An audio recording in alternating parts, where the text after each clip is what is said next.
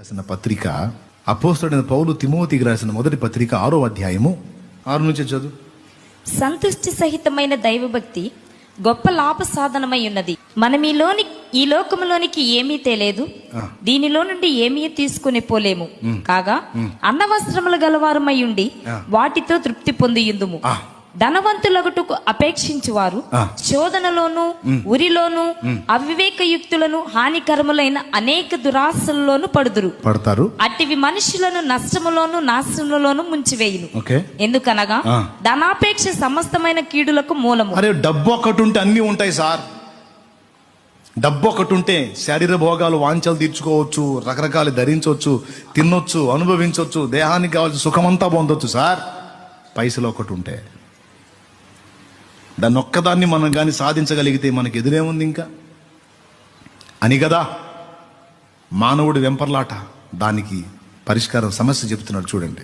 కొందరు దానిని ఆశించి విశ్వాసము నుండి తొలగిపోయి నానా బాధలతో తమ్మును తామే పొడుచుకొనిరి. చెప్పాను ఇందాక స్టార్టింగ్ లో, గుర్తుందా?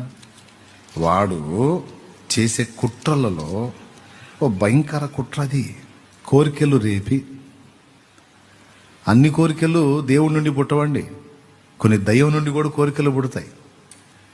మన శరీరం నుండి శరీర వాంఛలను రెచ్చగొట్టి కొన్ని విచిత్రమైన కోరికలు పుట్టిస్తా. కోరిక తీర్చామంటే ఇక అంతటితో ఆగిపోదు, మరో 10 కోరికలు మొలకెత్తుతాయి. అది మన లక్షణం.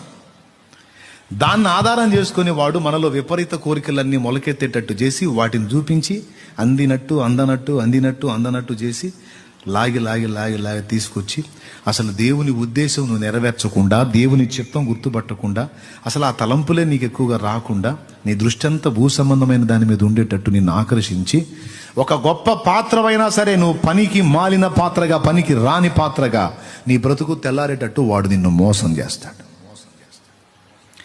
దీనికి విరుగుడేంది? వాటి విషయంలో దేవుడిచ్చిన స్థాయిలో ఎక్కడికక్కడికే తృప్తి చెందటం అనేది సాధన చేయాలి.